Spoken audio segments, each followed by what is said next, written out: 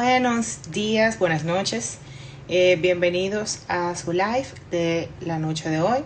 Vamos a abordar un tema sumamente interesante en el cual tendremos con nosotros al magistrado Luis Alberto Tavares, quien es fiscal de la Provincia de Santo Domingo Oeste y quien va a compartir con nosotros en el día de hoy un tema sumamente interesante que será la constitución normativa y su aplicación directa a lo que será el proceso penal dominicano. Aquí ya lo podemos ver en línea. Luis, Hola, Luis, hola. hola, Sí, ¿cómo te estás? escucho. Hola, Sí, ¿cómo te estás? escucho. ¿Todo Sí, bien? si pudieras adecuar la cámara para que se te viera la cara un poquito, Ah, porque perdón. solo se te ve parte del cuerpo.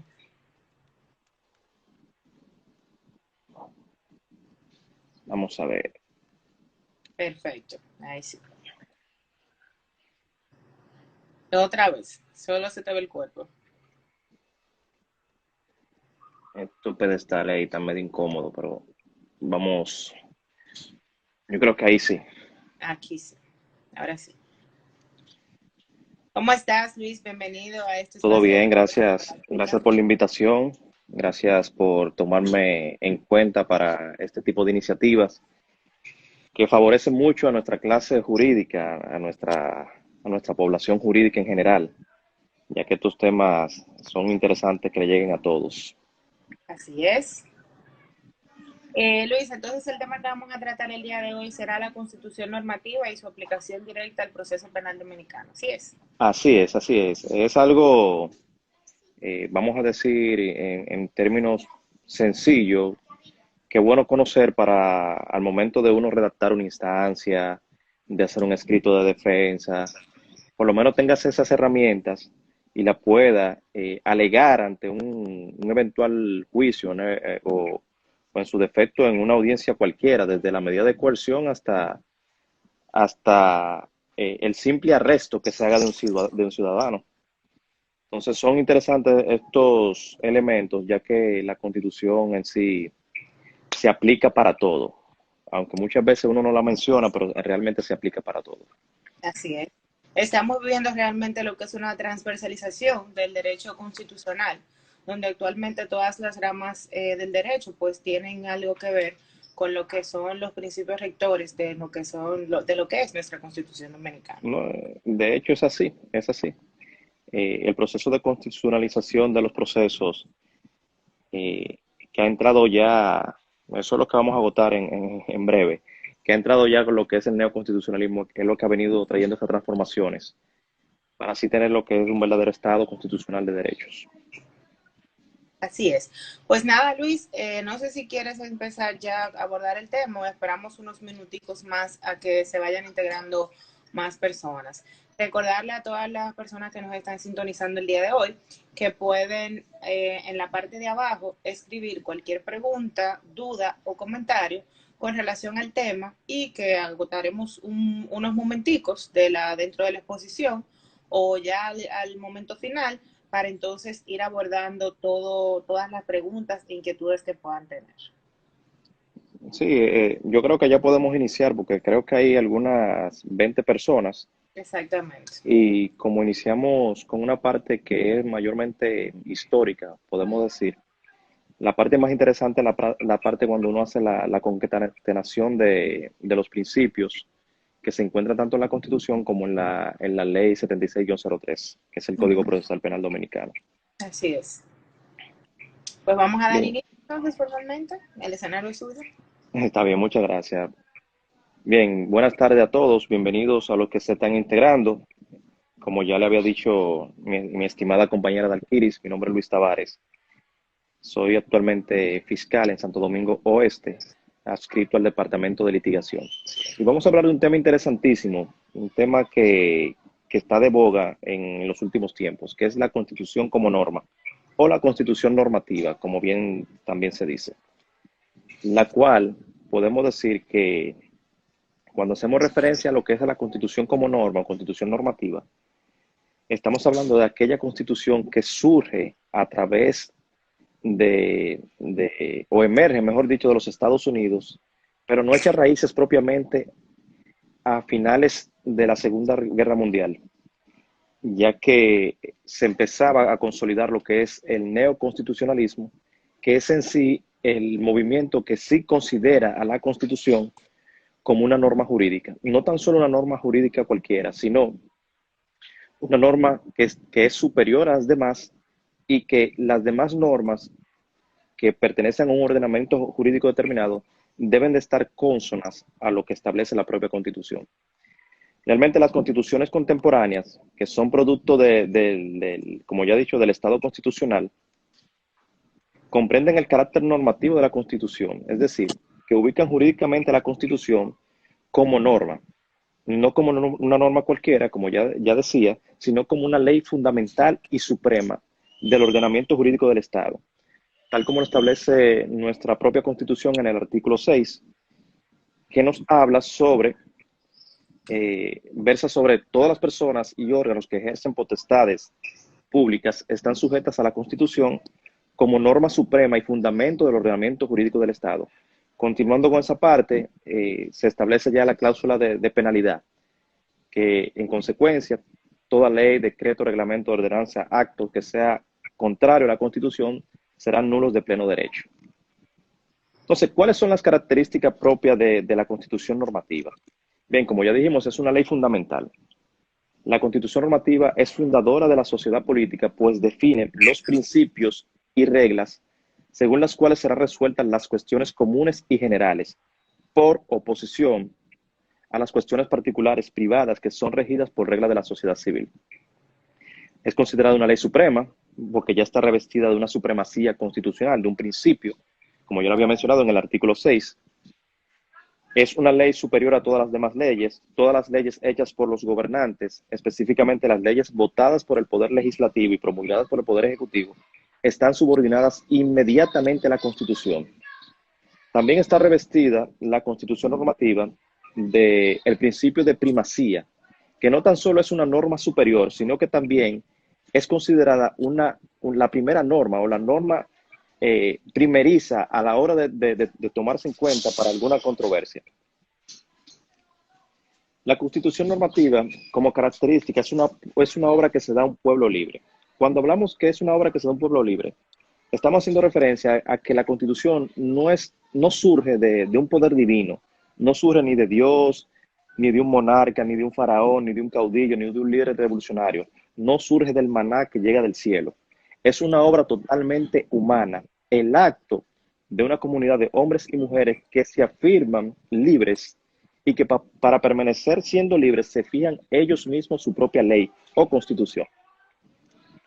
La Constitución como norma es en sí también una fuente formal del derecho, de donde emanan valores, principios y reglas vinculantes para el juez, para los funcionarios del Ministerio Público, la Policía Nacional, los abogados en ejercicio, los abogados de Defensoría Pública, para todos y para todo particular. También la Constitución es vinculante, porque es susceptible de producir efectos jurídicos inmediatos, no que se menciona ahora y luego se aplica, no, inmediato. Y por último, la Constitución como sistema abierto también articula un sistema abierto normativo de reglas y principios, ya que posee una estructura dialógica que se traduce en la capacidad de aprendizaje de las normas constitucionales para captar las transformaciones de la realidad. Es decir, está abierta a las concepciones cambiantes sobre la verdad y justicia.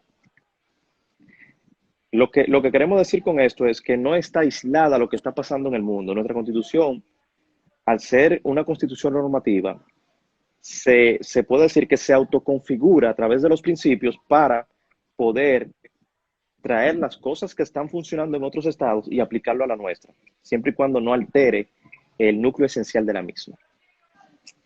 Entonces, por último, tenemos Constitución ya como norma de aplicación directa. Esa es la última característica de la cual nos vamos a referir más adelante, pero de antemano les digo que es en gran medida el carácter normativo de sí misma. O sea, la aplicación directa de la Constitución es en gran medida el carácter normativo de sí misma. Cuando se afirma que una norma constitucional tiene aplicación directa, lo que quiere decir es que ella debe ser tomada como regla material idónea para la solución administrativa y judicial de conflictos intersubjetivos concretos, es decir, entre partes. Que ella debe ser la pauta normativa que orientará la decisión de los casos cotidianos. Pero eso lo vamos a ver más a detalle con la aplicación de la Constitución normativa al proceso penal dominicano. Perfecto. ¿Cuál es la estructura de la Constitución? La Constitución normativa está compuesta de una tipología. Esta tipología abarca lo que son reglas, principios y valores. Los principios, como dice Robert Alexis, son normas que ordenan que algo sea realizado en la mayor medida posible dentro de las posibilidades jurídicas y reales existentes.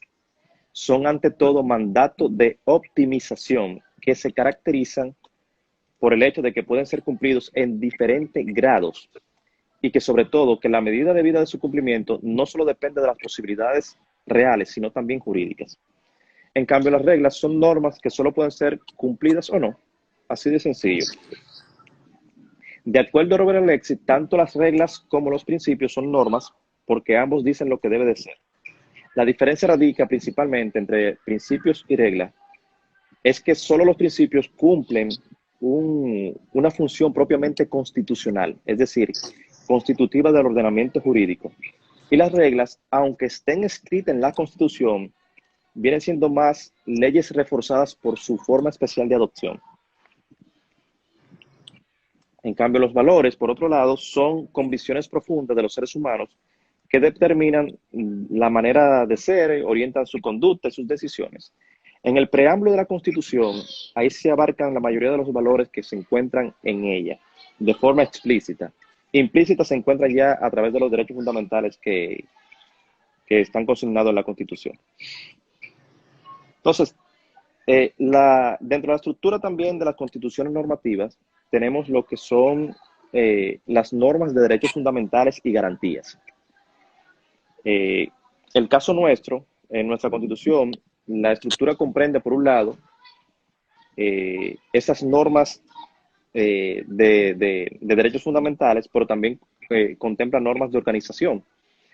En cuanto a las normas de derechos fundamentales, estas se encuentran consagradas desde el artículo 37 hasta el 67.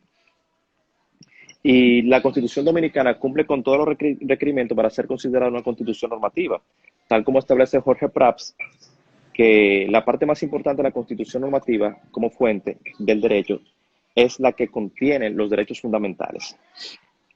Sin embargo, antes de agotar el otro punto, es bueno señalar que los derechos fundamentales, desde la óptica de la dogmática constitucional, es la que explica en sí cuál es el concepto y cómo se reconoce un derecho fundamental, o más aún, cómo un derecho fundamental encuentra sus fundamentos.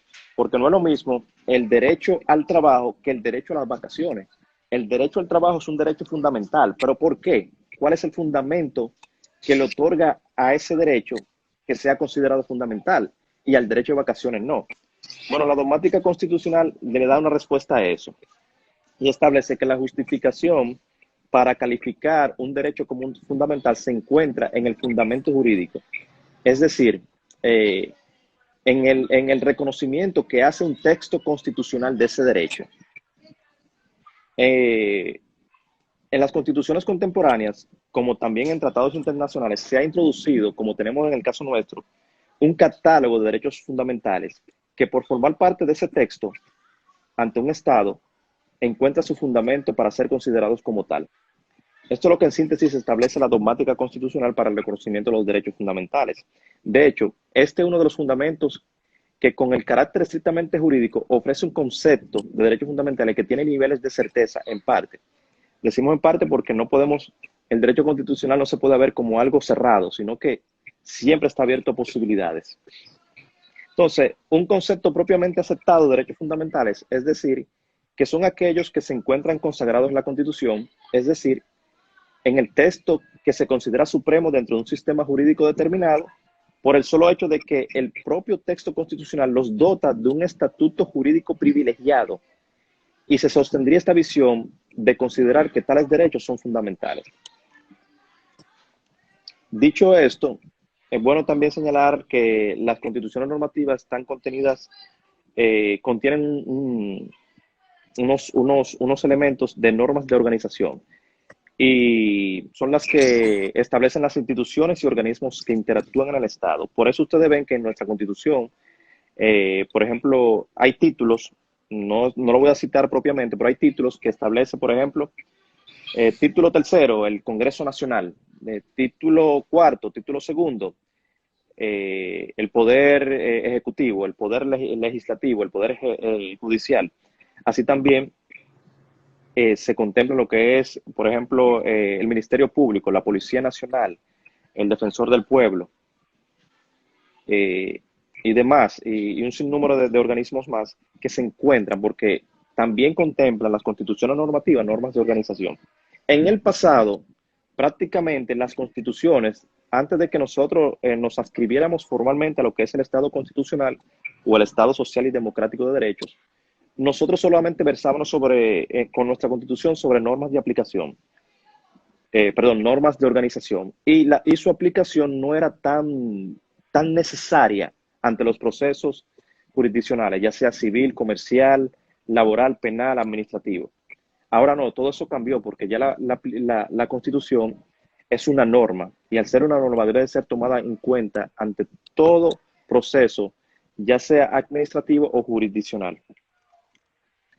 Aquí podemos hacer una breve pausa antes de abordar lo que es la aplicación directa de la Constitución normativa al proceso penal dominicano. Si hay algunas preguntas, por favor, Adalkiris, ayúdame ahí Sí, si han realizado algunas preguntas. sí, hasta el momento tenemos al usuario coronavirus en cárceles, que nos hace una pregunta que establece derechos fundamentales de los internos en estado de emergencias, que quieren conocer sus procesos para descongestionar las cárceles. Entonces, él pregunta, ¿existen derechos fundamentales para los internos? ¿Y cuándo será que los jueces de la pena, revisiones y preliminar aparentemente normalicen sus funciones?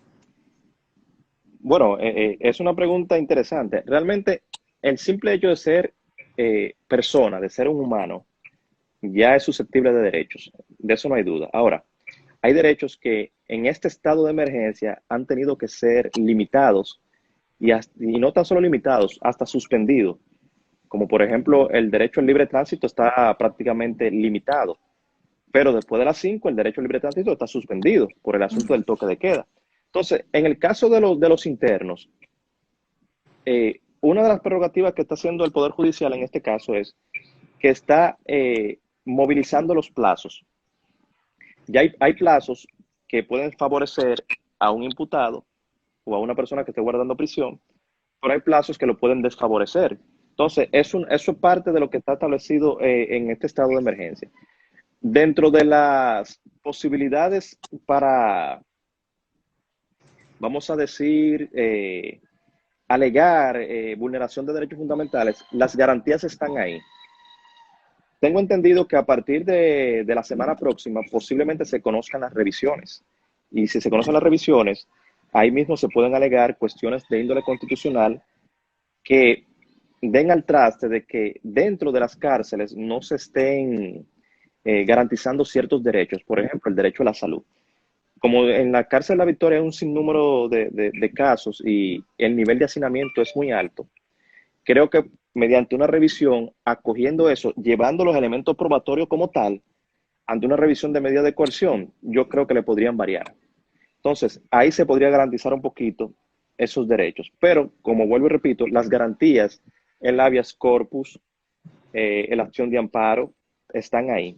Y si tienen que utilizarlo para ello, siempre y cuando que favorezca a su cliente o a la persona que esté guardando prisión, deben de utilizarlo. Las garantías están ahí. Y claro, ¿Sabes? respetando el debido proceso. Tú sabes, Luis, que es muy importante esa pregunta, sobre todo porque tal vez por vez primera la Procuraduría General de la República es, como quien dice, la primera que impulsa a un cambio y a asegurar el derecho a la vida y el derecho a la salud de los internos a través de la instrucción que realizaron relativo a las variaciones que se podían realizar Exacto, sí. para el cumplimiento, el cambio de la modalidad de las personas que evidentemente tienen que cumplir con ciertos requisitos, pero por lo menos hicieron algún tipo de instructivo con relación a esto. Ahora, ¿dónde estamos Luis, encontrando el choque, el freno para que esas instrucciones se puedan llevar a cabo?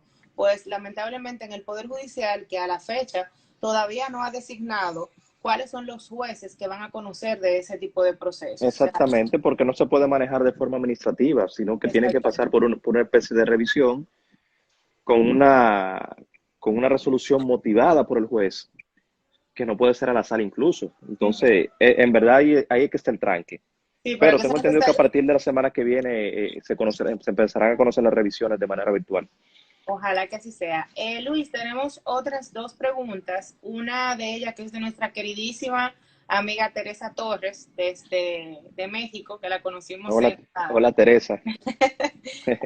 Aquí está Teresa activa. Entonces ella nos pregunta que cuál es la diferencia entre los principios y las reglas y que si en nuestra constitución se encuentran las reglas de leyes federales. Aquí no tenemos leyes federales porque aquí no somos Estado federado, pero podemos abordar la diferencia entre los principios y las reglas. Bien, básicamente ya lo mencioné, pero realmente la diferencia radica en que solo los principios cumplen un funcionamiento totalmente constitucional, eh, solamente porque son ordenadores del Estado de Derecho, del ordenamiento jurídico. Ahora bien, las reglas, aunque estén contenidas en la Constitución, vienen siendo en el caso nuestro, claro, leyes reforzadas por su forma especial de adopción. Por ejemplo, en el artículo 28, nosotros como regla tenemos una clara, que es la que yo siempre utilizo porque es más, más clara para entender. Dice, para ser representante ante los parlamentos internacionales se requiere ser dominicano o dominicana en pleno ejercicio de sus derechos y deberes civiles y políticos y haber cumplido 25 años de edad. Quiere decir que si usted no tiene 25 de años, aunque usted cumpla con los demás requisitos, usted no puede ser representante ante un parlamento internacional. Eso es una regla. O sí o sí. Si usted tiene 24 y 9 meses, usted no cumple todavía. Entonces, ya no, ya el derecho de elegir y ser elegido, entonces sería un poquito limitado ante esta situación. Ahora, después que usted pase de 25, ya usted puede propiamente ser representante ante un parlamento internacional. En Perfecto. el, ese es el ejemplo que me llega de momento. Eh, Hay más reglas aquí contenidas, lo único que habría que revisar, sobre todo las que establecen el artículo 40, sobre, el arresto y la privación de libertad en esos casos excepcionales, cuando hay flagrancia, cuando no hay flagrancia. Eso también pertenece a una de las reglas. Perfecto. Y en cuanto a las leyes federales, no, nosotros no tenemos leyes federales como tal. Simplemente tenemos eh, eh, las reglas nos otorgan a nosotros esa condición de Estado constitucional, simplemente. Exacto. Tenemos tres preguntas más ya para que puedas pasar al próximo tema. No sé si quisieras que te la haga a las tres juntas o hacemos una por una. No, como tú entiendas. Bueno, pues entonces tenemos aquí el alcance de la aplicación del habeas corpus en este estado de excepción. Nos preguntan que si por el estado de emergencia en el que nos encontramos, este derecho constitucional, si queda suspendido o que qué pasa con esta herramienta constitucional. No, no está suspendido. Incluso en la ley que se declaró el estado de emergencia, no me llega el número ahora mismo, se establece que los tribunales de atención permanente son competentes para conocer acciones constitucionales, sobre todo las de habeas corpus. Pero ¿qué sucede? ¿Cuál es el alcance? El habeas corpus, claro. Cuando se está, cuando se priva de libertad a un ciudadano, cuando se está amenazando esa libertad sin que medie una orden judicial de la autoridad competente, ese caso es susceptible de una acción de amparo. De hecho, cuando iniciaron el estado de excepción, se vieron muchos casos de jovencitos desafiando a la autoridad y la autoridad lo arrestaba, lo dejaba preso por 2 y 3 días, entonces venían los padres a través de un abogado y lo hacían a través de una acción de habeas corpus y obtenían su libertad. No era necesario porque había que despacharlo, pero ante el uso arbitrario del poder por parte de la policía de dejarlo más de 24 horas detenido, es susceptible para que sea aplicada una acción de habeas corpus en este caso. El alcance está claro porque está delimitado. Cuando se amenaza la libertad, cuando se priva de libertad de forma arbitraria, sin que medie una orden judicial o una flagrancia, vamos a decir, de un tipo penal, se puede accionar a través de un habeas corpus ante el Tribunal de Atención Permanente de la jurisdicción donde esté pasando la situación. Ujú. Si me toca aquí, en Santo Domingo Este, en uno de estos barrios, me tocaría en la Fiscalía de Santo Domingo Este, a través de la Oficina de Atención Permanente que está elaborando interdiario. Y ahí Exacto, someto mi acción de habeas corpus.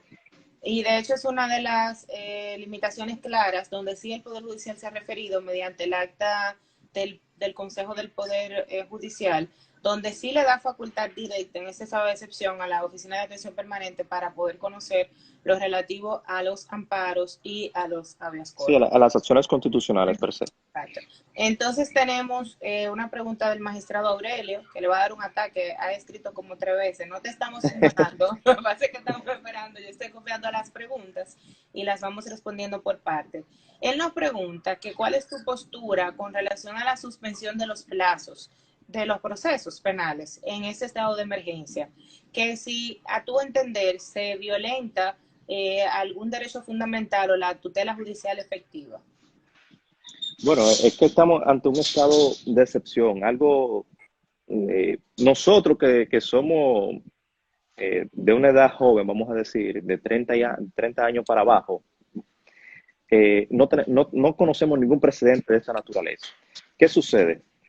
Aquí se está en juego es los derechos fundamentales sobre la salud y la integridad versus los derechos fundamentales de otra naturaleza, como por ejemplo el derecho a la tutela judicial efectiva, muy bien, pero ¿qué sucede? Esto es un estado especial, donde nosotros nos encontramos ahora es algo que no tiene precedente. Entonces, la salud también, al ser un derecho individual, también es un derecho colectivo o difuso, porque abarca a la generalidad. Entonces, cuando tú ponderas el derecho de la salud de la población y ponderas el derecho a la tutela judicial efectiva de los que están subyúdice o cumpliendo una medida de coerción, la balanza como que se va a desequilibrar. Entonces, ¿cuál pesa más? Bueno, el derecho colectivo que tenemos a la salud, que en siendo principios todos se violaron, pues natural, debido proceso, única persecución, o sea, se violaron muchísimos principios. Entonces, ¿pero qué buscaron? Darle una tranquilidad al mundo con esa acción. Y es lo mismo que va a suceder aquí. En otros estados, bueno, en Filipinas, el presidente Duterte le dio autorización a la guardia de que dispararan a matar. La gente de una vez empezó a quedarse en la casa. No salían para nada. O sea, cuando tú ves que las cosas te pueden salir de control, para tú favorecer el bien colectivo, si tú tienes que reprimir ciertos derechos, hay que hacerlo. Esa es mi postura con relación a esa pregunta. Perfecto. Este es un tema muy interesante porque el live que tuvimos el martes, donde nos acompañó Daniel Abad, que es defensor público, tenía una tesis totalmente contraria a la tuya. Entonces, esto es lo interesante de los debates, que se pueden ver un abanico de posibilidades y de posturas que tienen un sustento igualmente válido ambas. No, y Por que eso es el derecho constitucional. Si vemos el derecho constitucional cerrado, nos estamos autolimitando. Las discusiones que se dan en el derecho constitucional enriquecen más a la doctrina, enriquecen más a la jurisprudencia y, en fin, enriquecen más a la propia ley, porque son necesarios. Si eso se para, ahí mismo se para el Estado. Así es. Entonces, por último, ya para que puedas continuar con tu ponencia, tenemos aquí al usuario Joseph089 que pregunta que cuáles mecanismos se entienden pertinentes debe tomar el Tribunal Constitucional para que haga cumplir efectivamente sus sentencias. Lo que sucede es que las sentencias cuando el Tribunal Constitucional emite una sentencia y crea un precedente, eh, el precedente es obligatorio que los órganos estatales lo cumplan. Sí, bueno, se ha visto que se han interpuesto incluso astreinte económicos y ni siquiera eso se está cumpliendo. Yo entiendo que ante el proceso administrativo se puede agotar esa fase a los fines de que puedan dar ejecución a la sentencia del Tribunal Constitucional. Hay muchas sentencias que todavía crean el precedente, pero los órganos del Estado, los organismos, no lo están aplicando. O sea, no lo están acogiendo ni están subsanando ese conflicto que fue susceptible de que pasara por el Tribunal Constitucional. Realmente yo entiendo que eso lo estuve discutiendo con el magistrado Franklin, que es juez del Tribunal, Franklin Concepción, que es juez del Tribunal Administrativo, que yo creo que sí, que se podría dar la brecha de que esas sentencias del Tribunal Constitucional que crean precedentes y que los organismos del Estado no la están aplicando, no la están acogiendo, podría ser susceptible ante un proceso administrativo para entonces obligarlos a ellos a que la ejecuten.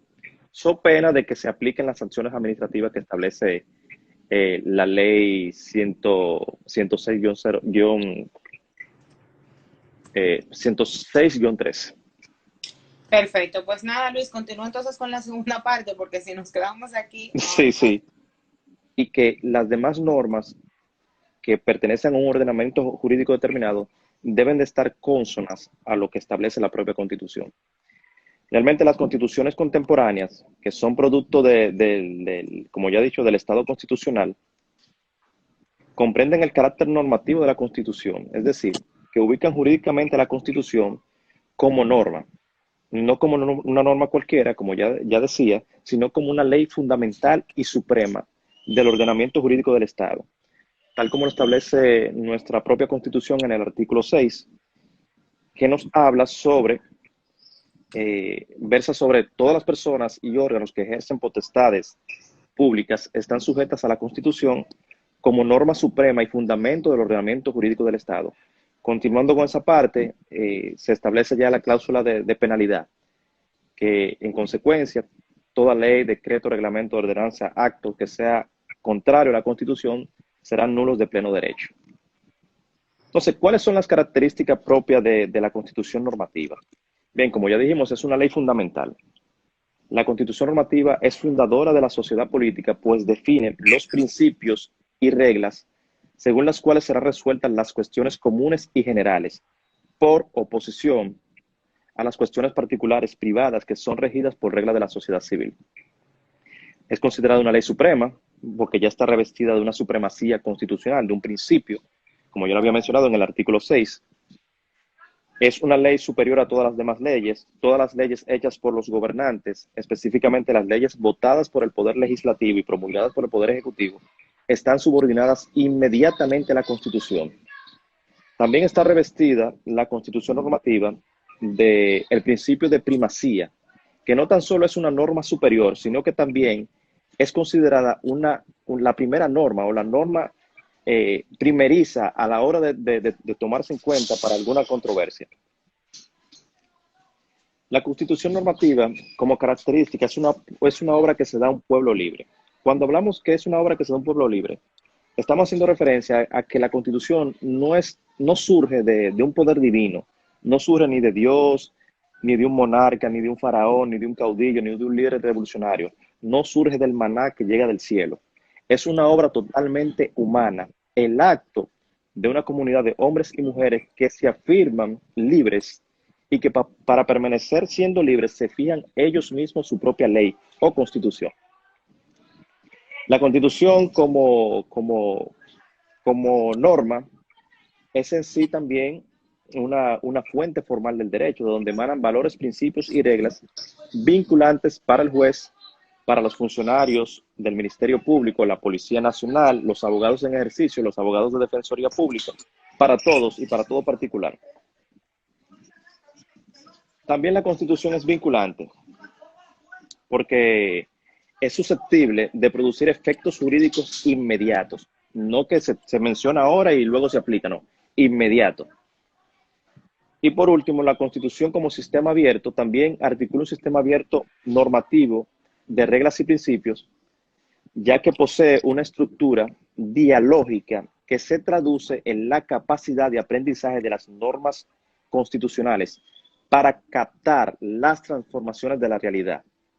Es decir, está abierta a las concepciones cambiantes sobre la verdad y justicia. Lo que queremos decir con esto es que no está aislada lo que está pasando en el mundo. Nuestra Constitución, al ser una Constitución normativa, se puede decir que se autoconfigura a través de los principios para poder traer las cosas que están funcionando en otros estados y aplicarlo a la nuestra, siempre y cuando no altere el núcleo esencial de la misma.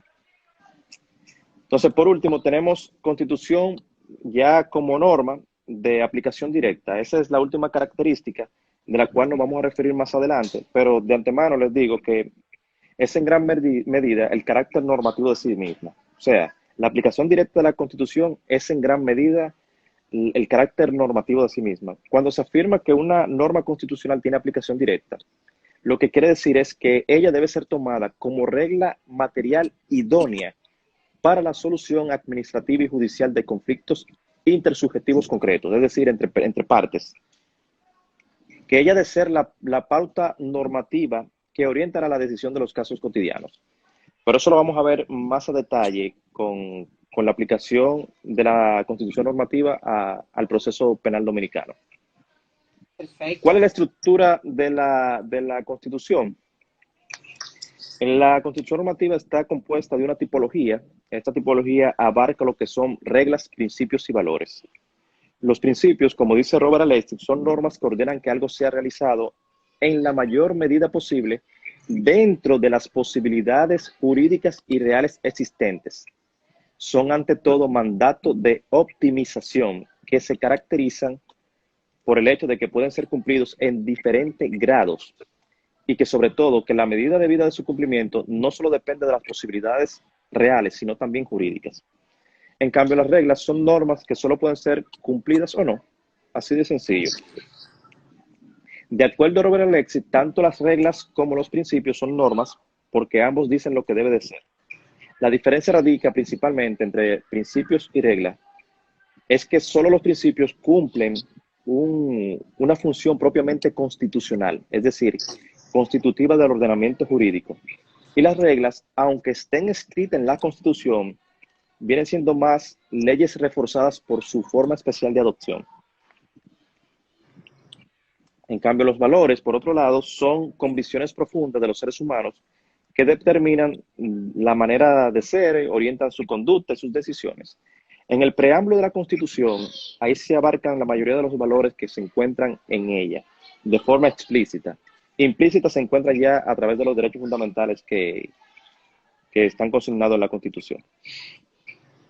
Entonces, dentro de la estructura también de las constituciones normativas, tenemos lo que son las normas de derechos fundamentales y garantías.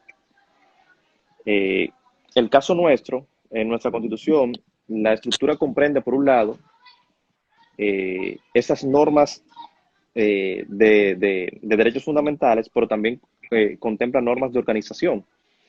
En cuanto a las normas de derechos fundamentales, estas se encuentran consagradas desde el artículo 37 hasta el 67. Y la Constitución Dominicana cumple con todos los requerimientos para ser considerada una constitución normativa, tal como establece Jorge Prats, que la parte más importante de la Constitución normativa como fuente del derecho es la que contiene los derechos fundamentales. Sin embargo, antes de agotar el otro punto, es bueno señalar que los derechos fundamentales, desde la óptica de la dogmática constitucional, es la que explica en sí cuál es el concepto y cómo se reconoce un derecho fundamental, o más aún, cómo un derecho fundamental encuentra sus fundamentos. Porque no es lo mismo el derecho al trabajo que el derecho a las vacaciones. El derecho al trabajo es un derecho fundamental, pero ¿por qué? ¿Cuál es el fundamento que le otorga a ese derecho que sea considerado fundamental y al derecho de vacaciones no? Bueno, la dogmática constitucional le da una respuesta a eso y establece que la justificación para calificar un derecho como un fundamental se encuentra en el fundamento jurídico, es decir, eh, en el reconocimiento que hace un texto constitucional de ese derecho. Eh, en las constituciones contemporáneas, como también en tratados internacionales, se ha introducido, como tenemos en el caso nuestro, un catálogo de derechos fundamentales que por formar parte de ese texto ante un Estado encuentra su fundamento para ser considerados como tal. Esto es lo que en síntesis establece la dogmática constitucional para el reconocimiento de los derechos fundamentales. De hecho, este es uno de los fundamentos que con el carácter estrictamente jurídico ofrece un concepto de derechos fundamentales que tiene niveles de certeza en parte. Decimos en parte porque no podemos, el derecho constitucional no se puede ver como algo cerrado, sino que siempre está abierto a posibilidades. Entonces, un concepto propiamente aceptado de derechos fundamentales, es decir, que son aquellos que se encuentran consagrados en la Constitución, es decir, en el texto que se considera supremo dentro de un sistema jurídico determinado, por el solo hecho de que el propio texto constitucional los dota de un estatuto jurídico privilegiado y se sostendría esta visión de considerar que tales derechos son fundamentales. Dicho esto, es bueno también señalar que las constituciones normativas están contenidas, contienen unos elementos de normas de organización y son las que establecen las instituciones y organismos que interactúan en el Estado. Por eso ustedes ven que en nuestra Constitución, por ejemplo, hay títulos, no lo voy a citar propiamente, pero hay títulos que establece, por ejemplo, título tercero, el Congreso Nacional, título cuarto, título segundo, el poder ejecutivo, el poder legislativo, el poder judicial. Así también se contempla lo que es, por ejemplo, el Ministerio Público, la Policía Nacional, el Defensor del Pueblo eh, y demás, y un sinnúmero de organismos más que se encuentran porque también contemplan las constituciones normativas, normas de organización. En el pasado, prácticamente las constituciones, antes de que nosotros nos adscribiéramos formalmente a lo que es el Estado constitucional o el Estado social y democrático de derechos, nosotros solamente versábamos sobre, con nuestra constitución sobre normas de aplicación, perdón, normas de organización, y su aplicación no era tan necesaria ante los procesos jurisdiccionales, ya sea civil, comercial, laboral, penal, administrativo. Ahora no, todo eso cambió porque ya la Constitución es una norma y al ser una norma debe ser tomada en cuenta ante todo proceso, ya sea administrativo o jurisdiccional.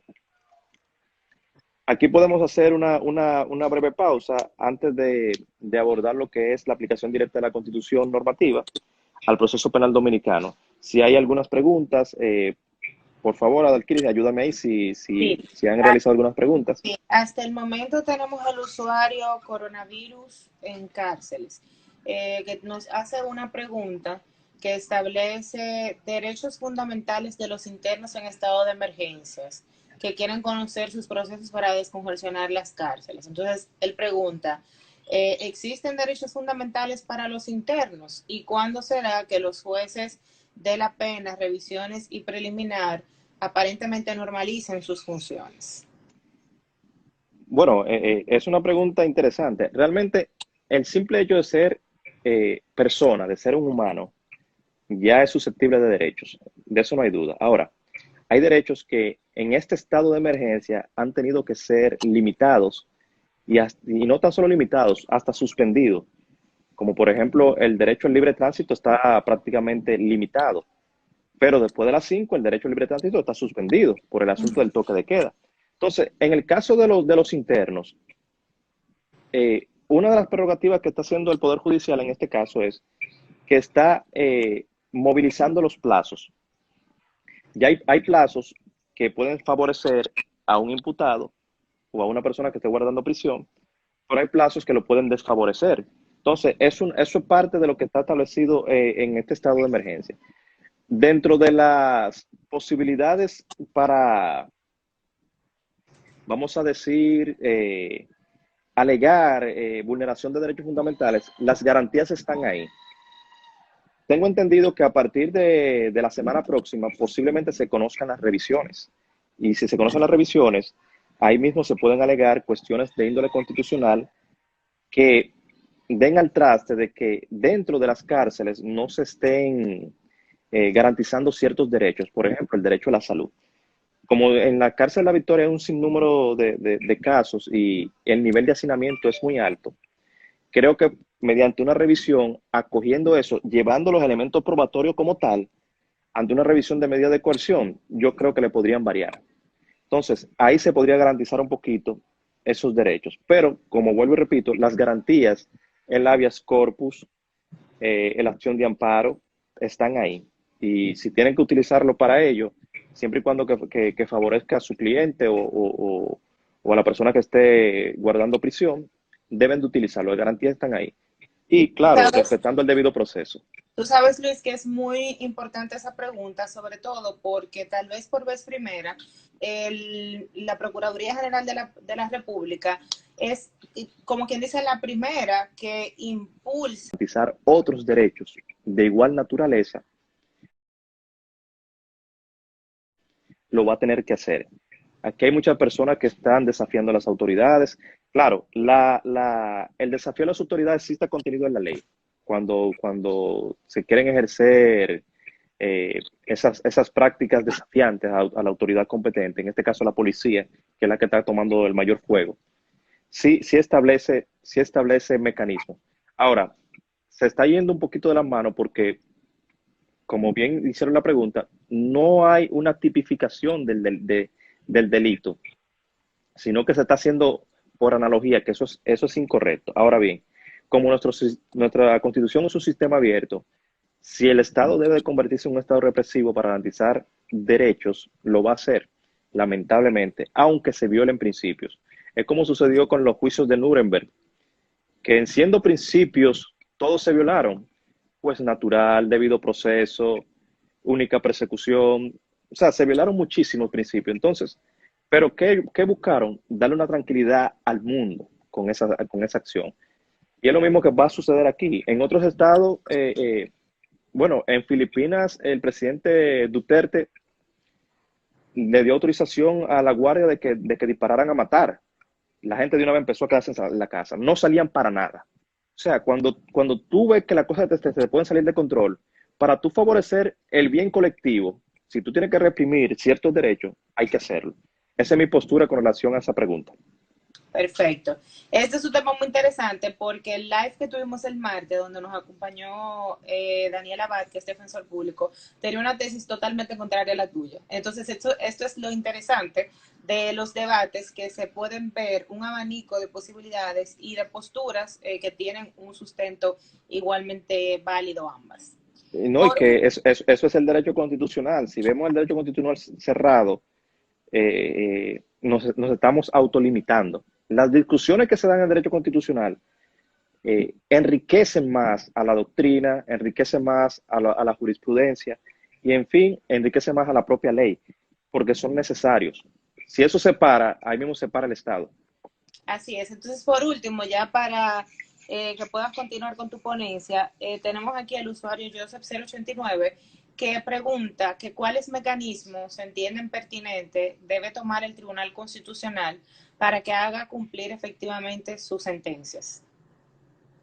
Lo que sucede es que las sentencias, cuando el Tribunal Constitucional emite una sentencia y crea un precedente, el precedente es obligatorio que los órganos estatales lo cumplan. Sí, bueno, se ha visto que se han interpuesto incluso astreinte económicos y ni siquiera eso se está cumpliendo. Yo entiendo que ante el proceso administrativo se puede agotar esa fase a los fines de que puedan dar ejecución a la sentencia del Tribunal Constitucional. Hay muchas sentencias que todavía crean el precedente, pero los órganos del Estado, los organismos, no lo están aplicando. O sea, no lo están acogiendo ni están subsanando ese conflicto que fue susceptible de que pasara por el Tribunal Constitucional. Realmente yo entiendo que eso lo estuve discutiendo con el magistrado Franklin, que es juez del tribunal, Franklin Concepción, que es juez del tribunal administrativo, que yo creo que sí, que se podría dar la brecha de que esas sentencias del Tribunal Constitucional que crean precedentes y que los organismos del Estado no la están aplicando, no la están acogiendo, podría ser susceptible ante un proceso administrativo para entonces obligarlos a ellos a que la ejecuten. So pena de que se apliquen las sanciones administrativas que establece la ley 106-13. Perfecto, pues nada, Luis, continúa entonces con la segunda parte, porque si nos quedamos aquí, Sí, sí, está bien. Entonces, ya hablamos de lo que es la constitución normativa, de lo que es sus características y su estructura. Ahora, ¿cómo se aplica la constitución normativa ante todo proceso, específicamente el proceso penal dominicano? Bueno, para ello nos vamos a ir a los artículos que establece la propia constitución y luego vamos a hacer una concatenación de los artículos que establece la constitución y establece el Código Procesal Penal. Si nos vamos al artículo 74, establece que los tratados, pactos, convenciones relativos a derechos humanos suscritos y ratificados por el Estado Dominicano son de aplicación, tienen jerarquía constitucional y son de aplicación directa e inmediata por los tribunales y demás órganos del Estado. Ya aquí establece la aplicación directa de los tratados en este caso. Ahora nos vamos más abajo, vamos a disminuir el artículo y vámonos al 69. La tutela judicial efectiva y el debido proceso. Establece que toda persona en el ejercicio de sus derechos e intereses legítimos tiene derecho a obtener la tutela judicial efectiva con respecto al debido proceso, que estará conformado por las garantías mínimas. Entonces, las garantías mínimas del debido proceso son aplicables tanto, lo establece la propia Constitución en el numeral 10 de ese artículo, a las jurisdicciones tanto administrativas como ordinarias. En este caso, si revisamos cada uno de los elementos de esas garantías mínimas, podemos ver que, primero, el derecho a una justicia accesible, oportuna y gratuita hace referencia al principio de accesibilidad, un principio que te brinda el acceso, que te da el derecho al acceso a la justicia. El segundo elemento dice derecho a ser oído dentro de un plazo razonable y por una jurisdicción competente, independiente e imparcial, establecida con anterioridad por la ley. Este establece el principio del juez natural, que también se encuentra en el artículo 4 del Código Procesal Penal. El derecho a que se presuma su inocencia y ser tratada como tal mientras no se haya declarado su culpabilidad por una sentencia irrevocable. Ojo, irrevocable. Principio de presunción de inocencia, también contenida en el artículo 14 del Código Procesal Penal. El derecho a un juicio público, oral y contradictorio, en plena igualdad y con respecto al derecho de defensa. Ahí establece una mezcla de varios principios, tanto la oralidad, contrariedad y la igualdad ante la ley, que también se encuentra contenida en el artículo 11 del Código Procesal Penal, que habla sobre la igualdad de la ley ante la ley, y el artículo 18 del Código Procesal Penal Dominicano sobre el derecho de defensa. El número 5 establece que ninguna persona puede ser juzgada dos veces por una misma causa. Es una máxima latina no bis in idem. Y encuentra su cobertura legal ante el artículo 9 del Código Procesal Penal, que establece la única persecución. El sexto dice, nadie puede ser obligado a declarar contra sí mismo. Eso habla del principio de incoercibilidad o incoercibilidad, o de no autoincriminación, mejor dicho. Eso está también contenido en el artículo 13 del Código Procesal Penal Dominicano. Ninguna persona puede ser juzgada si no conforme a leyes preexistentes al acto que se le imputa ante el juez o tribunal competente y con observancia y plenitud de las formalidades propias de cada juicio. Eso habla del principio de legalidad y también habla del principio de tipicidad.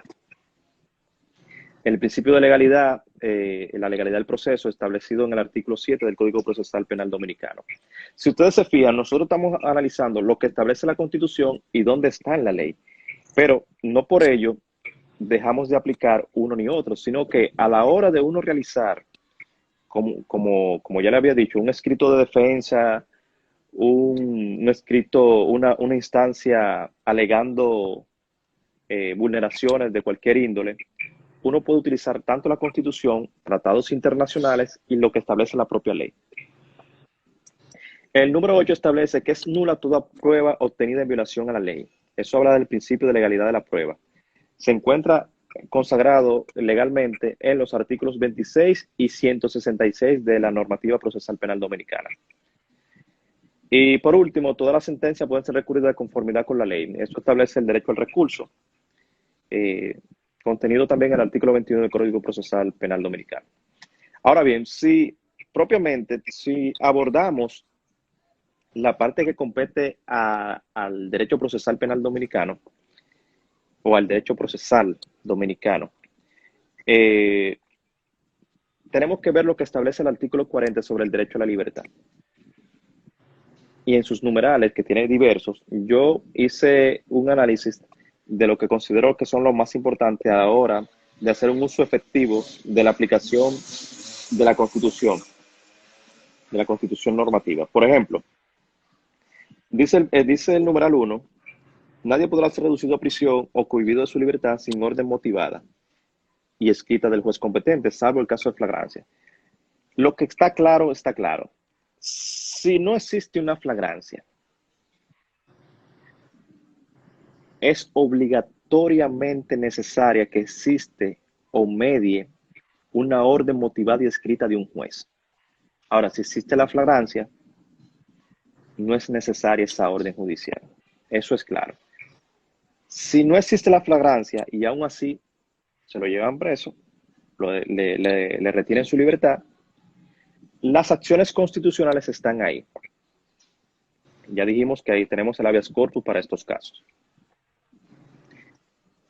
El otro elemento que yo saqué por aquí también es el número 5. Dice, toda persona privada de su libertad será sometida a la autoridad judicial competente dentro de las 48 horas de su detención o puesta en libertad.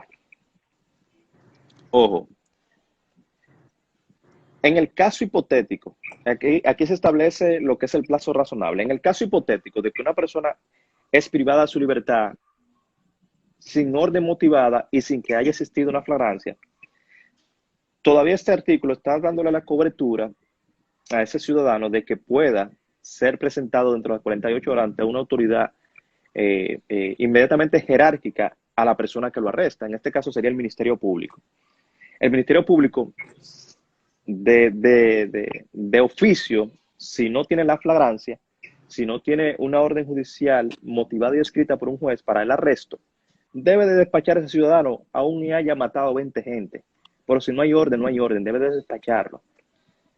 Entonces, esas son de las delicadezas del derecho, y eso lo establece la Constitución.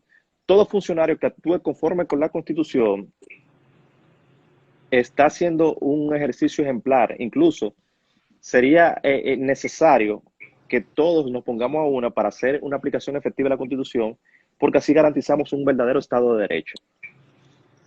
El número 6 establece toda persona privada de su libertad sin causa o sin las formalidades legales o fuera de los casos previstos por las leyes, será puesto inmediatamente en la libertad a requerimiento suyo o de cualquier persona. Claro, la acción de habeas corpus, establecido en el artículo 71 del Código de la Constitución Dominicana y en el artículo 381 del Código Procesal Penal, la puede ejercer tanto la persona directamente o una persona a su nombre. Es decir, que si un familiar de una persona que está en esas condiciones, que está arrestado, vamos a decir, de forma arbitraria, puede accionar ante la acción de habeas corpus y deben de acogerlo. Ahora, en la práctica se ve un poquito más difícil porque siempre apoderan a un abogado, pero realmente se han hecho precedentes internacionales que ya nosotros podemos utilizarlo porque versan sobre derechos fundamentales, sobre el caso de España, que se depositó una acción constitucional de amparo escrito en una hoja de una servilleta, sí. Okay. Sí, en una servilleta. Y fue acogido como bueno y válido, porque el fin justifica los medios. Lamentablemente, ahí se tuvo que aplicar esa máxima. ¿Cuál sería Entonces, tu postura? Y esta es una pregunta personal. Con relación a las situaciones que se están dando en la provincia de Santo Domingo, sobre todo, Santo Domingo Este, que es donde tengo conocimiento, sobre personas que se han pasado su proceso entero en libertad, desde la medida de coerción preliminar, asistiendo y compareciendo de manera regular a su proceso, y cuando se conoce el juicio de fondo, le es variada la medida de coerción de libertad a prisión desde el salón de audiencia por un pedimento in voce que realice el Ministerio Público y que el juez ordena esa privación de libertad también en voces sin que obre una sentencia ni siquiera motivada y ni siquiera escrita. Muchas veces sin siquiera decir hacia qué centro penitenciario es que se debe llevar a esa persona. Mira, yo he considerado eso como una locura realmente, desde mi punto de vista. Y en una ocasión yo intenté hacer lo mismo. Eso fue en una audiencia preliminar. No llegué a juicio, el juicio ya lo conocen otros fiscales. Pero sometí la variación, pero ¿qué sucede? El juez me la rechazó, un juez bien consciente, me dijo, pero tú no me trajiste ningún elemento de prueba que dé al traste de que existe verdaderamente un peligro de fuga. Y eso debería ser los jueces. Realmente no es una crítica a los jueces que le hago, pero muchos de ellos son pro Ministerio Público y no debería ser así. Uno debería llevar el equilibrio. Usted está ahí para juzgar, nosotros para someter y nosotros, mientras estemos con esa favorabilidad del Poder Judicial, nosotros como Ministerio Público no nos estamos preparando para realizar un proceso lleno de eficacia, lleno de eficiencia, porque nosotros vamos a estar con medidas de coerción que no reúnen, vamos a decir, mérito suficiente fuerte, vamos a decir, la cintila es mínima, y aún así le están dando la prisión preventiva. Entonces tú dices, pero, o sea, mientras los jueces estén fallando así, solo porque el Ministerio Público se lo esté pidiendo, no vamos a tener como ese verdadero equilibrio que se necesita para garantizar el Estado de Derecho. Porque es que realmente, si tú quieres someter la variación de una medida, ya prisión, ya incluso en una etapa de juicio, que ya lo que tú quieres es que cumpla la condena, trata de motivarlo y llevar los mecanismos de prueba que tú dé al traste de que existe un peligro de fuga, que existe un peligro a la víctima, que existe que no tiene arraigo, que el hombre se va a desaparecer, que no va a cumplir con ninguna de las reglas que establece el 41 o demás textos.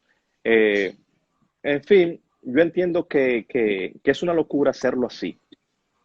Es una locura, porque ellos solamente se basan en lo que establece la posible pena a imponer. Por eso es que hay que estudiar lo que establece la teoría general del derecho para uno entender de dónde es que uno puede sacar esas posturas para uno poder tratar de dar una respuesta de qué verdaderamente es el derecho. Porque cuando tú ves ese tipo de cosas, tú dices, tú por esto no es derecho. Así es. Esa es mi posición. Mira, tenemos una pregunta de Adolfo que nos pregunta que cuál es tu opinión en los procesos de jurisdicción privilegiada, que qué pasa con el derecho a recurrir. No, ese derecho prácticamente se puede aplicar, incluso Pero eh, yo eh, supongo que él lo está diciendo, tal vez por el caso de Odebrecht, que recuerda sí, que lo sí. conoció el Pleno, y era un debate que nosotros incluso teníamos. Si lo está conociendo el Pleno y esa decisión nos resulta favorable, ¿quién entonces iba qué órgano o qué jueces iban a conocer el doble grado de jurisdicción? No, porque acuérdate que ellos pueden, vamos a decir, seleccionar a los jueces que van a conocer. Pero ese derecho al recurso no se limita realmente. O sea, si se cumple con lo que establece el debido proceso, no se limita. Y ya el Pleno, claro, vamos a ver en qué etapa está. Si estamos hablando de primera instancia, aunque sea jurisdicción privilegiada, todo lo que surja de ahí es susceptible a un recurso. Ya sería apelación en su defecto o revisión. Ahora bien, pasa por apelación, ya la Corte, porque yo sé que a todos lo mandaron a la jurisdicción ordinaria, ya la Corte es la que versaría sobre eso, y así sucesivamente, pero que el derecho realmente al recurso no se cercena, no se cierra, siempre y cuando se cumpla con la formalidad del debido proceso. Y aunque eso estuvo en jurisdicción privilegiada, recuerden que ellos mismos para la audiencia preliminar seleccionaron un juez especial que iba a conocer sobre la instrucción. Y así sucesivamente ellos se van desdoblando para que se mantenga ante ese círculo dentro de la Suprema Corte de Justicia. Perfecto. Bien, siguiendo ¿dónde me quedé? Bueno, el 8 del código del artículo 40 de la Constitución establece que nadie puede ser sometido a medidas de coerción sino por su propio hecho. Eso habla del principio de personalidad de la persecución, que también establece el artículo 17 del Código Procesal Penal Dominicano. Las medidas de coerción restrictivas a la libertad personal tienen carácter excepcional y son aplicables, y su aplicación debe ser proporcional. Ahí te establece el principio de proporcionalidad, pero también eh, te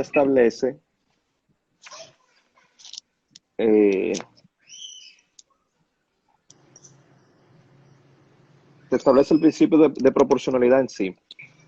Estaba confundiéndolo con otro. Bien, entonces seguimos con el 13. El 13 dice, nadie puede ser condenado o sancionado por acciones u omisiones que en el momento de producirse no constituyen infracciones penal o administrativa. Ahí hace referencia a la legalidad, al principio de legalidad, pero también al principio de tipicidad. Porque si no encuentra su cobertura legal, pero tampoco está tipificado, no podría ser una persona condenada por cosa inexistente. El 14 establece nadie es penalmente responsable por el hecho del otro. Habla de la personalidad de la persecución también, del artículo 17. Y por último, se me fue aquí. Por último, a nadie se le puede obligar a hacer lo que la ley no manda, ni impedírselo lo que la ley no prohíbe. La ley es igual para todos, solo puede ordenar lo que es justo y útil para la comunidad y no puede prohibir más que lo que perjudica. Ahí habla del principio de racionalidad y el principio de utilidad.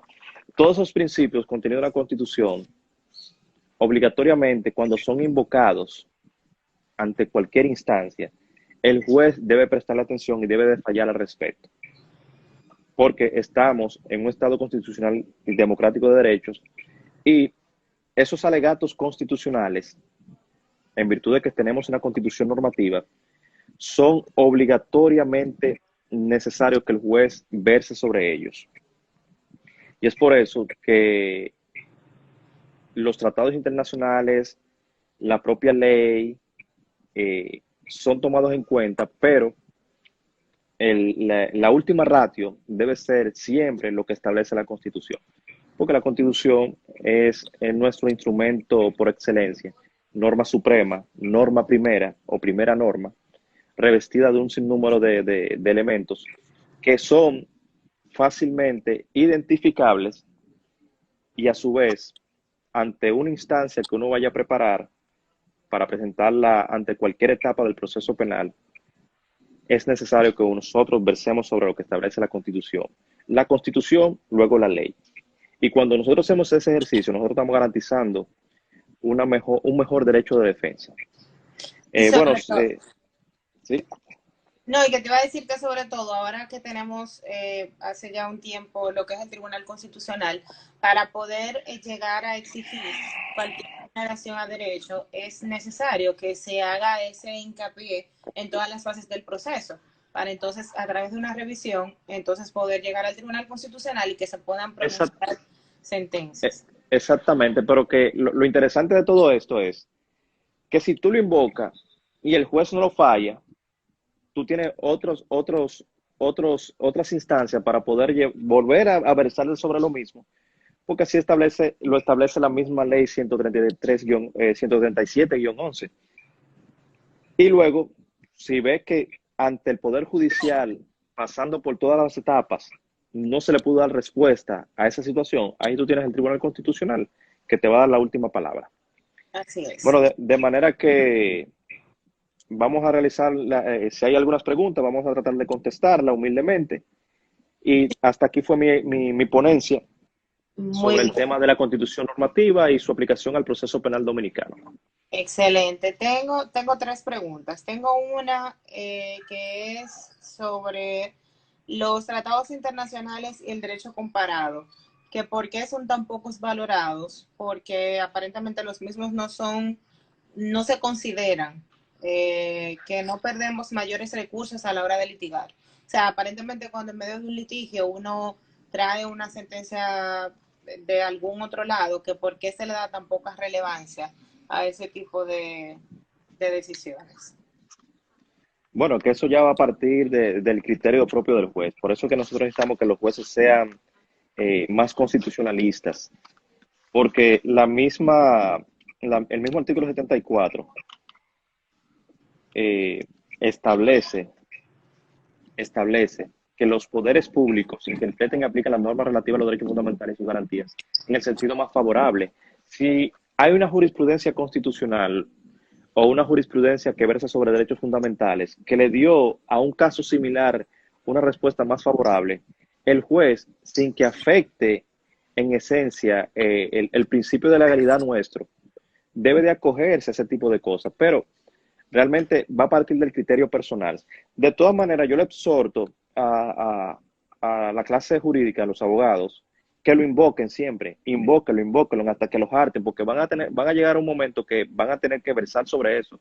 Porque si se le dio una respuesta eficaz, pero no tanto que se le dio esa respuesta, sino que nuestro Estado tiene la cobertura para darle esa respuesta similar a esa controversia, ¿por qué no aplicarla si la misma Constitución establece en el 74.4 que debe de aplicarse el sentido más favorable, debe aplicarse la norma más favorable o la fuente del derecho más favorable? Y eso es lo que no se está haciendo aquí muchas veces. Así Por eso es, parte propiamente del criterio personal del juez. exacto. Por último, tenemos una pregunta de Aurelio que establece que cuál es su postura con relación al plazo para presentar la solicitud de medida de coerción y que la decisión debe darse entre las 48 horas. No la decisión.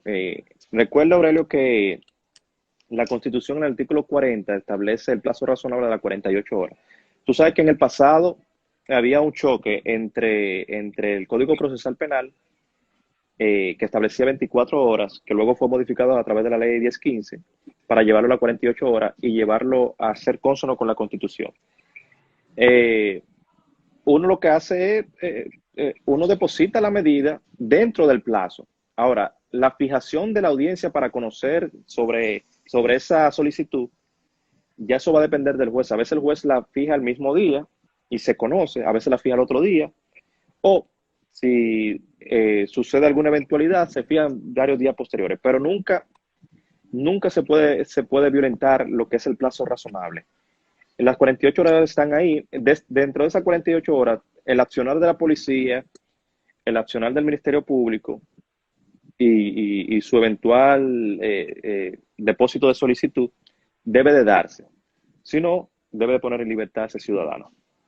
Tengo aquí una pregunta de González que establece que por qué se están violando tantos derechos fundamentales en este toque de queda, como por ejemplo el derecho a la propiedad privada y agresión física a las personas.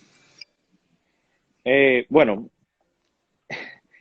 realmente es la policía que está haciendo eso. Yo he visto videos de miembros de la policía que han entrado a domicilios privados o a residencias privadas, violentando lo que establece el derecho de propiedad. Eh, Llega un momento, vamos a decir que desde mi punto de vista, llega un momento como de jactancia, como que uno se jalta. Porque mira lo que está sucediendo. Hay personas que se han embojotado, se han entrado a trompada con la propia policía. O sea, le falta el respeto, está cometiendo un delito. Aún así tratan de aplicarle las técnicas policiales y la persona sigue con esa agresividad.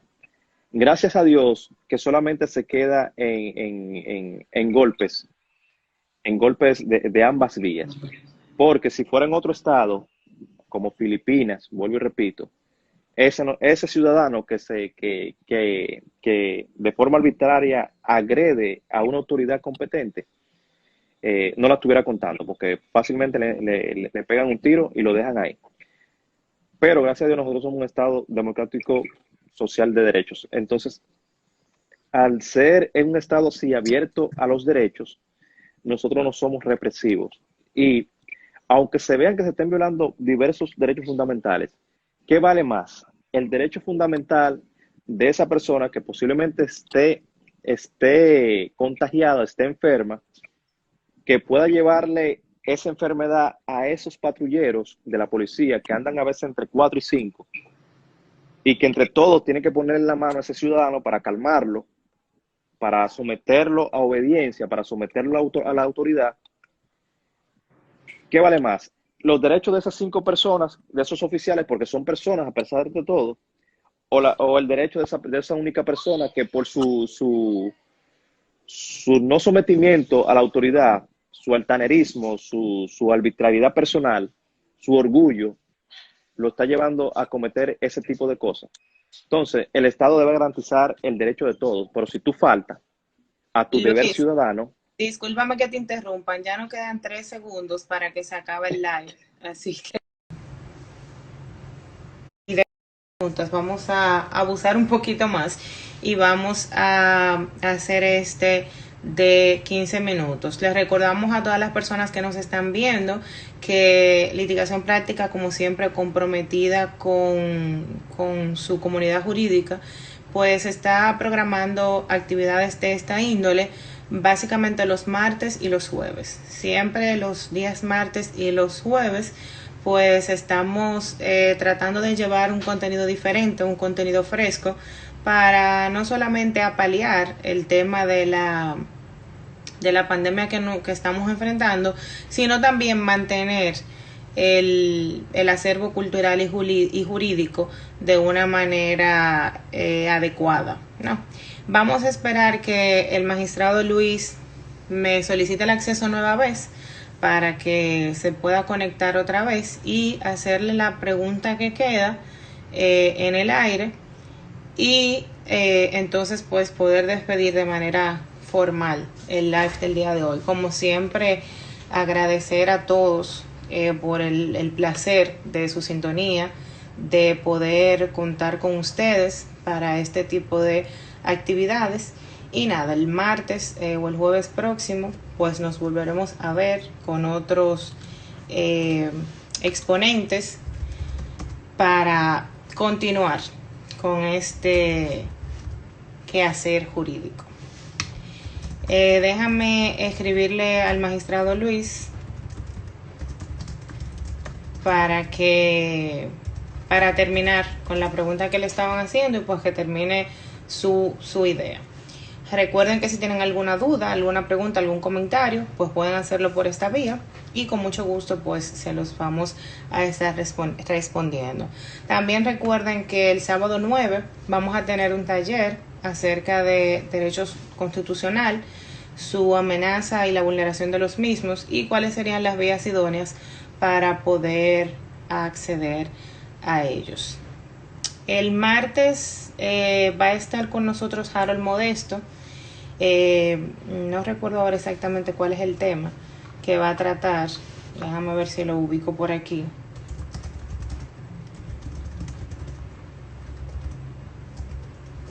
Ya llegó Luis. Vamos a ver, a darle acceso para ya poder culminar. Vamos a esperar. Ok. Nos dejó en el aire el live. sí, sí. Mira, tenemos una pregunta muy interesante ya para cerrar con esa. No recuerdo el nombre del usuario, pero nos decía que después de la sentencia que emitió el Tribunal Constitucional, que si se podría seguir llevando casos ante la Corte Interamericana de los Derechos Humanos, que al final, si es competente o no para conocer lo relativo a República Dominicana. Tú sabes que eso es un tema, vamos a decir, controvertido, porque dicen que nosotros somos signatarios de la convención, pero no de la Corte. Por eso que lo que estableció la Corte en tiempos pasados, que fue vinculante para nosotros, no se quiso aplicar. No me llega ahora mismo el caso yo creo que fue el caso de Narcisazo y de la desaparición, que no se ha aplicado todavía las indemnizaciones que establece la Corte condenando al Estado Dominicano porque supuestamente nosotros somos signatarios de lo que es la convención, pero no somos signatarios en sí de la Corte.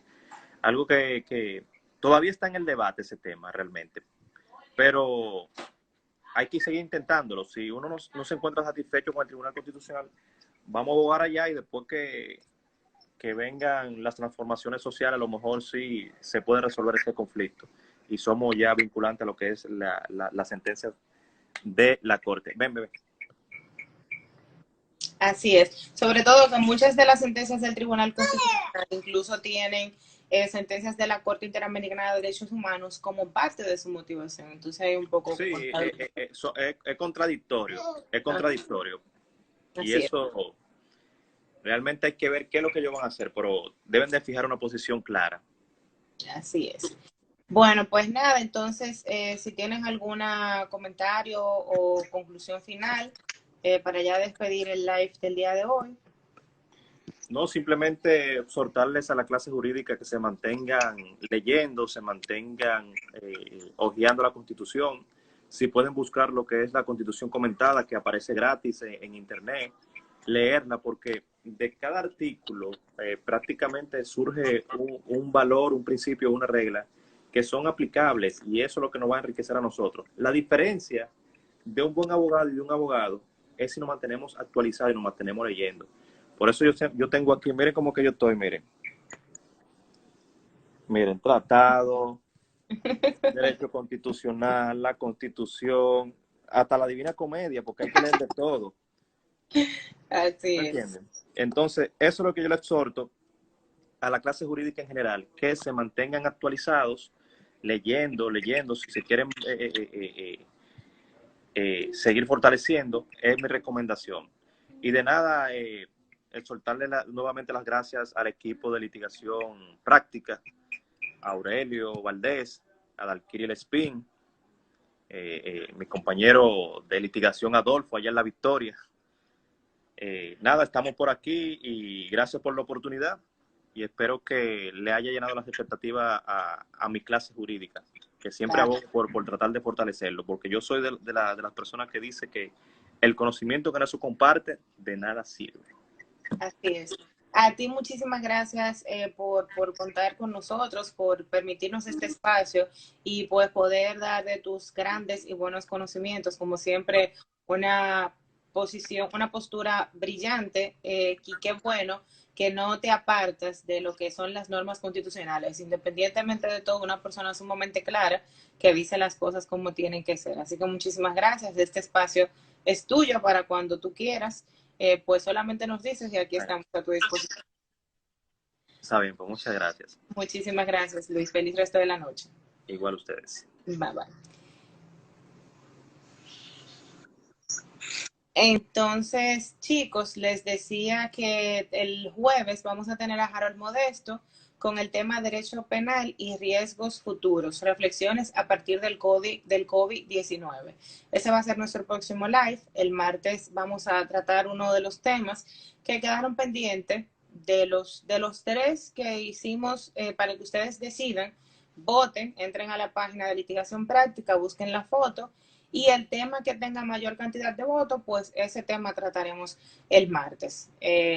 Nada, como siempre, un placer, gracias por su sintonía y muchísimas gracias por contar con nosotros y por pues vernos y compartir con nosotros. Feliz resto de la noche, nos vemos el martes y nos vemos el jueves con la participación de Harold Modesto y el tema Derecho Penal y Riesgos Futuros, reflexiones a partir del COVID-19. Teresa, te quiero mucho, te amo mucho, cuídate, protéjense todos y feliz resto de la noche. Bye bye.